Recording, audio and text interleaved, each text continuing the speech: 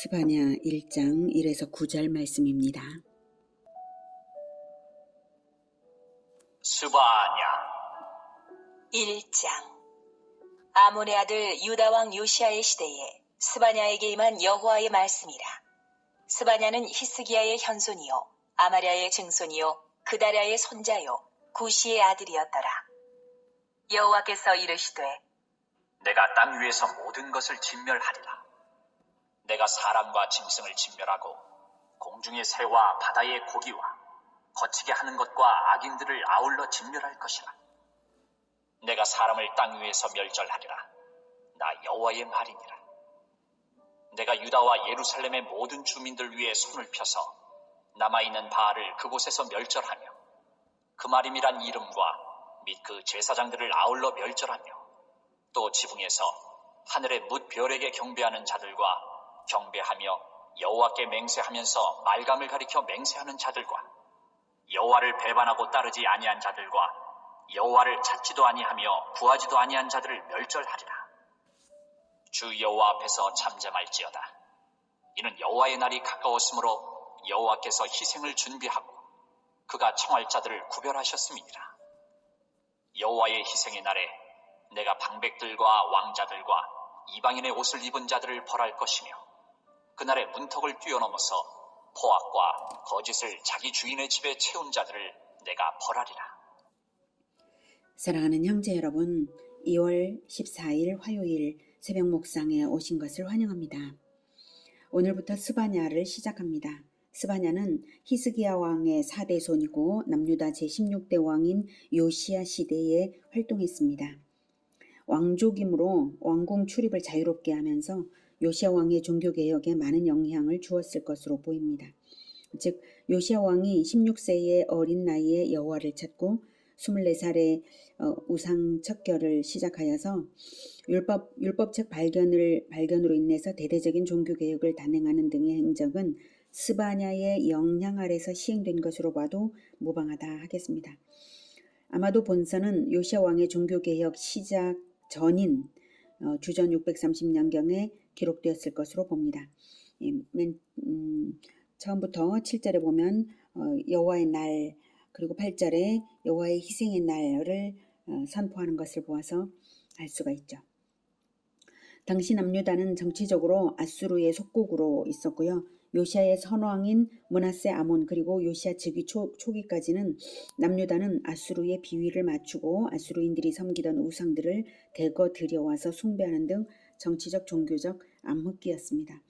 그런데 요시아가 즉위한 후 주전 640에서 622년 사이에 아수르 제국은 속국들의 반란으로 고심을 겪게 되었고 마침 아수르 북방인 러시아 남부에서 스구디아인들이 발흥해서 근동지역으로 이주해 오려고 이제 스구디아인들이 아수르를 공격했어요. 그래서 아수르는 팔레스틴에 거의 신경을 쓸 수가 없었습니다. 이때를 틈타서 요시아 왕은 완전한 독립선언을 하고 대대적인 종교개혁을 단행했던 것입니다.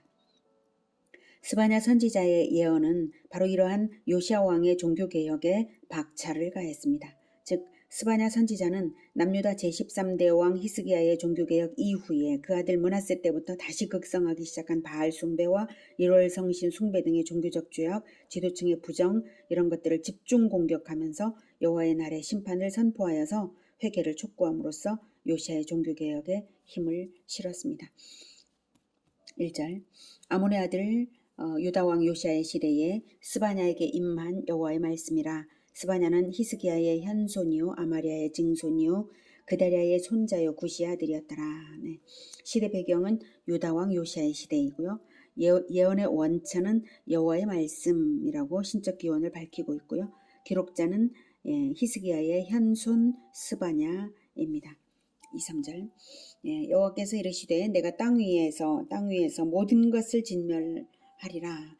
내가 사람과 짐승을 진멸하고 공중의 새와 바다의 고기와 거치게 하는 것과 악인들을 아울러 진멸할 것이라. 내가 사람을 땅 위에서 멸절하리라. 나 여호와의 말이니라. 네. 먼저 진멸, 즉 전 우주적 심판을 남유다와 열방에 대한 심판 선언 이전에 서론적으로 대종말의 최후 심판을 먼저 내리고 있습니다.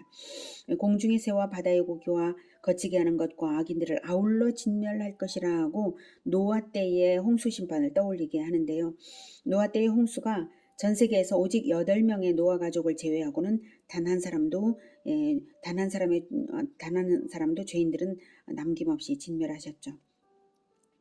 이처럼 완전한 최후의 심판이 있을 것이므로 유다에 내리는 심판도 확실히 있을 수밖에 없음을 알게 합니다. 또한 최후 심판이 있으므로 유다에 내리는 심판은 오히려 회개의 기회를 주시는 은혜가 될 텐데요.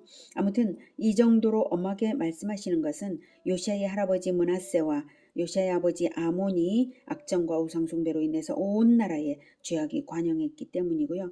공의의 하나님은 심판을 결코 포기하지 않으실 것을 분명히 알 수 있습니다.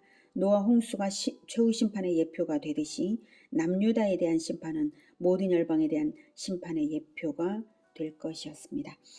4절 내가 유다와 예루살렘의 모든 주민들 위에 손을 펴서 남아있는 바알을 그곳에서 멸절하며 그마림이란 이름과 및 그 제사장들을 아울러 멸절하며 하나님께서 손을 펴시겠다라고 하시는 것은 구원을 위해서든 심판을 위해서든 전능하신 능력을 펼쳐서 그것을 실행하시겠다는 것입니다. 그마림이란 우상을 숭배하는 자들이라는 뜻인데요. 우상의 제사장들을 의미합니다. 그리고 그 제사장들은 여호와를 섬기는 합법적인 제사장들을 말합니다. 그래서 그마림뿐만 아니라 그 제사장들을 아울러 멸절한다고 하죠. 함께 진멸하시는 것은 그 제사장들, 즉 합법적인 제사장들이 본연의 사명을 배반하고 우상숭배에 함께 적극 가담했기 때문입니다. 5, 6절 또 지붕에서 하늘의 뭇별에게 경배하는 자들과 경배하며 여호와께 맹세하면서 말감을 가리켜 맹세하는 자들과 여호와를 배반하고 따르지 아니하는 자들과 여호와를 찾지도 아니하며 구하지도 아니한 자들을 멸절하리라. 여기서 5절에 하늘의 뭇별은 이제 하늘의 1월 성신, 원문에는 하늘의 군대로 언급되어 있습니다. 다 같은 말이고요. 천체 숭배죠. 천체 숭배는 하나님의 의에 피조된 세계를 신적인 경배의 대상으로 삼은 어리석음입니다. 천체 숭배는 아하스 때에 도입되어서 므낫세 때의 절정에 달했습니다. 말감은 암몬족 속의 우상인데요. 몰렉, 몰록, 밀곰이라고도 부릅니다. 부모가 자식을 불에 태워 말감에게 바치는 인신제사로 악명이 높았는데요. 여호와께 맹세하는 자가 말감으로도 맹세를 하는 가증한 혼합주의를 하나님께서는 결코 용서치 않으시겠다는 것입니다. 그들은 여호와를 노골적으로 배반하는 자들이나 마찬가지고 또한 아예 처음부터 여호와를 구하지 않은 자들과도 다를 것이 없습니다. 그들 모두에게 심판이 선언되었습니다. 7절 주 여호와 앞에서 잠잠할지어다. 이는 여호와의 날이 가까웠으므로 여호와께서 희생을 준비하고 그가 청할 자들을 구별하셨음이니라. 여기서 주 여호와 앞에서 잠잠할지어다 라고 문어적으로 기록이 되었지만 이것은 심판이 준비되고 있어. 드디어 여호와의 날이야. 이런 뉘앙스로 심판주 여호와께로 주목시키는 말입니다. 여호와의 날은 여호와께서 직접 희생 제사를 드리는 날입니다. 희생을 준비하고 그가 청할 자들을 구별하셨다고 하는 것으로 알 수가 있죠. 그가 청할 자들은 잔치에 초청받은 자들처럼 서슴없이 유다 왕국을 침공하여서 살육과 약탈을 자행할 이방 민족을 뜻합니다. 그러니 그 준비된 희생은 바로 유다와 예루살렘이 될 것입니다. 그러나 훗날에는 예루살렘을 멸망시킨 그 이방이 심판당할 것은 자기들이 심판의 도구가 되어 행했으면서 자기들도 역시 동일한 범죄를 저지르기 때문에 심판당할 것은 예정이 된 것입니다. 과거 이스라엘이 가나안을 심판하여서 가나안 땅을 차지하기는 했지만 자기들이 가나안과 동일한 짓을 함으로 심판이 선언된 것과 마찬가지죠. 이렇게 역사 속에서 이 민족을 사용하여서 저 민족을 징계하시던 하나님께서는 마침내는 죄 없는 자기 아들을 심판대에서 정죄당하게 하시고 십자가에서 희생을 삼으셨습니다. 가나안도 예루살렘도 자기들의 죄로 심판을 당함에도 불구하고 그들을 심판했던 주체들의 죄를 다시 심판하신 하나님이신데 죄 없으신 하나님의 아들의 피를 능멸하고도 심판을 피할 수 있는 자는 아무도 없는 것입니다. 그러므로 하나님의 심판은 결코 포기되지 않고 반드시 실행될 것임을 알 수 있습니다. 회개 없이 심판을 피할 자는 아무도 없습니다. 8절 여호와의 희생의 날에 내가 방백들과 왕자들과 이방인의 옷을 입은 자들을 벌할 것이며, 여기서 왕자들은 문자적으로 왕의 아들들만을 말하는 것은 아니고요. 왕의 친족들을 말합니다. 이방인의 옷을 입은 자들이란 이방 민족의 풍습을 본받은 자들입니다. 보통은 상류층이 가장 먼저 이방의 물질 문명을 도입하면서 이방의 우상숭배 풍습을 받아들였고요. 그런 복식으로 옷을 또한 그들이 입었습니다. 9절 그날의 문턱을 뛰어넘어서 포악과 거짓을 자기 주인의 집에 채운 자들을 내가 벌하리라. 권력자들을 위해 무고한 백성의 재물을 강탈한 자들을 말합니다. 이렇게 큰 죄 작은 죄 할 것 없이 이런 모양 저런 모양 여러 모양이라 그 어떤 모양일지라도 모든 죄인들 모든 우상 숭배자들에 대하여 여호와의 날의 심판을 행하시겠다는 뜻입니다.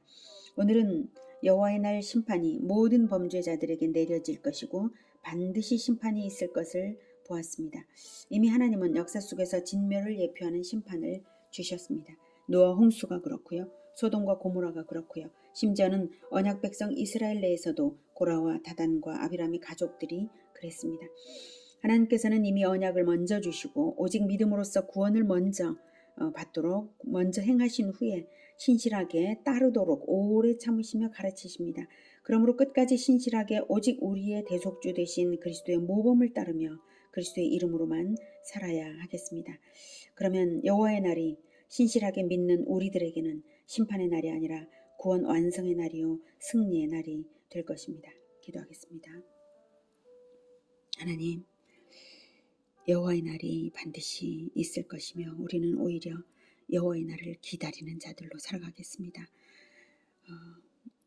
희생의 날에 이미 우리 주 예수님께서는 십자가에서 희생되셨으므로 우리가 우리 주님 안에서 자유와 평안을 누리겠습니다. 마침내 하나님께서 그 대적들을 완전히 진멸하시는 그 여호와의 날에 우리는 이미 희생당한 자 안에서 고난을 함께 당하며 하나님 나라를 위하여서 또한 희생당했던 것을 증명하게 하여 주시옵소서. 하나님, 심판주이시며 창조주이시며 심판주이시며 그러면서도 또한 구원주이신 우리 하나님, 우리를 구원하시기 위하여서 아들의 생명으로서 죄값으로 내어주신 하나님께 감사를 드리며 우리의 희생이 되어주신 예수 그리스도 이름으로 기도드립니다. 아멘.